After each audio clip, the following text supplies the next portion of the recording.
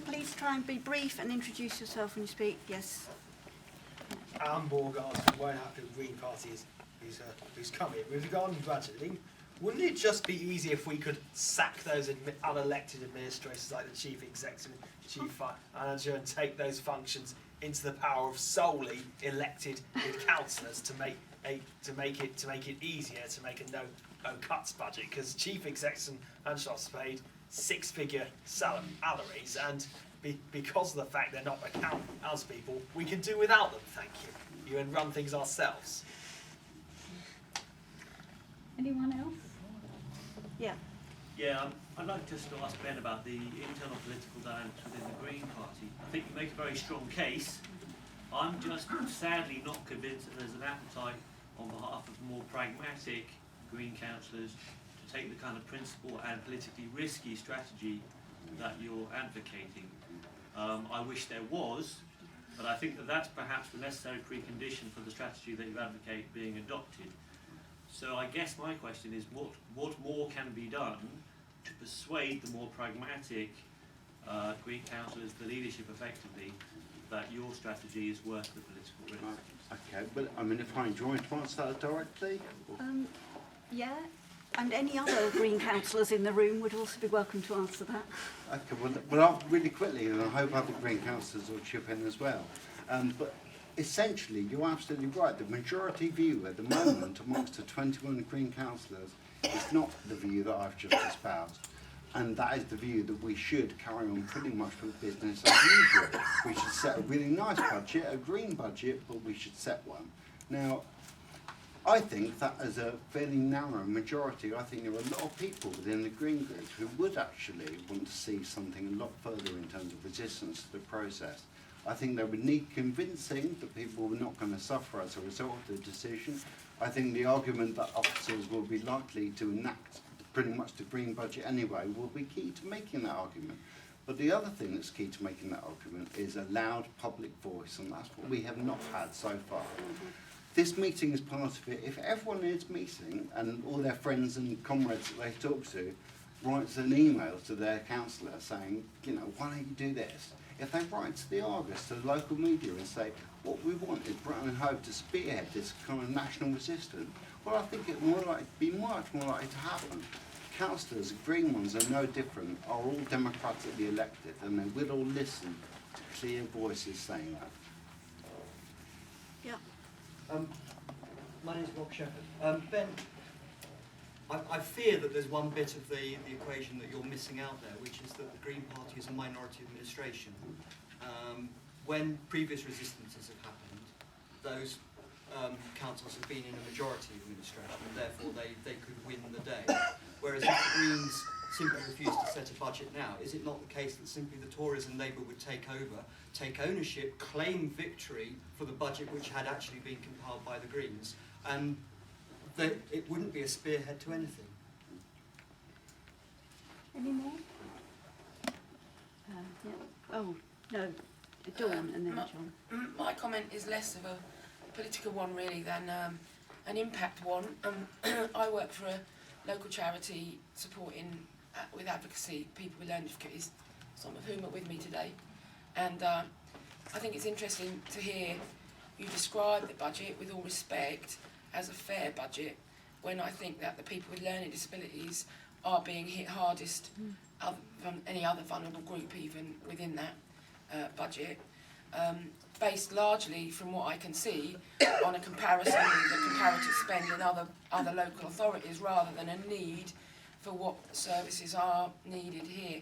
The people I'm with today, I hope you don't mind me saying Rami, but one of the people that I'm here today with, Rami, is being given huge amounts of pressure by the local job centre to try and find work, but not being given any support to find work, not being given the 16 hours a week support that he needs to look for jobs.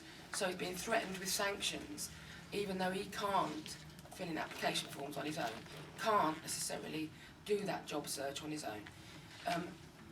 Rami's just the tip of an iceberg. Only 800 people with learning disabilities out of the whole of the population of Brighton and Hove are supported or are offered support by the local authority, and to me, it doesn't seem like a very fair budget.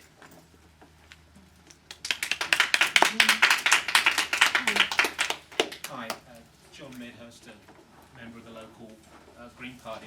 Just a very brief point, actually. I just wanted to sort of point in response to the point that Rob made.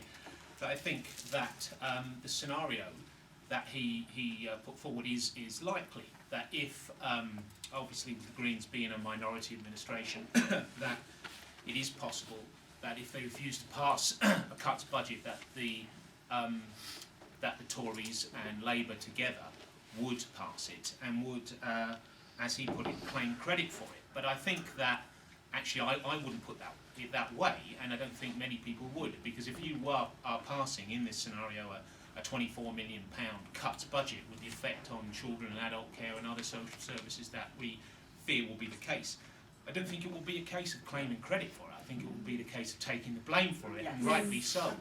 And so therefore my feeling is, as a member of the Green Party, and one reason I'm a member is because I felt that ostensibly it was committed to an overt anti-cuts policies and strategy.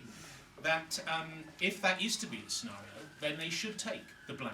And the Green Party, councillors as an administration, should resign, walk away, not take the blame, and take the lead in a resistance campaign against a cuts budget that will be forced through by the Tories, by a blue-red alliance. And if it is forced through by a Tory-Labour alliance, then they should take the blame for it. There will be no credit for them at all.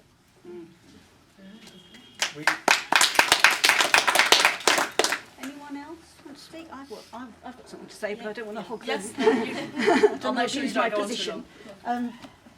I mean, I think that's an interesting point that John's just made about who's going to take the blame or credit. I mean, actually, if the Green group didn't vote for the budget, there would be no reason for the Labour group to vote for it either. And I think there is a possibility, I might just be talking out of my hat here, but it seems to me there is a possibility of putting to the Labour group the case that they shouldn't vote for it either. And that is a much more acceptable position and alliance for the public to see than one where they do support a budget alongside the Tories. Yes. So, you know, as a member of no party and a voter in the city, I'd be much happier to see that, and I would be very encouraged to see that outcome. So, you know, and that's a reason, you know, that seems, from my point of view, that's another reason for the Greens to be taking that action, is to be able to say to the Labour Party, there's no need for you to vote for this. If the Tories want cuts, let them vote for it. Yes. Are there any Labour councillors in the room? Maybe we could ask them how they would feel about it. Can't see any Labour councillors. I think that gives you some part of your answer. Yeah. Can I just ask a constitutional question? If enough Green councillors voted against the budget, would that necessarily entail them having to resign? I think it's a tough sell to Green councillors to say that No, you don't. if you vote against the budget, therefore you have to walk away from power. I think that's a tough sell, and all the discussions within the party at the moment suggest that there's not an appetite on behalf of enough Green councillors to walk away from power.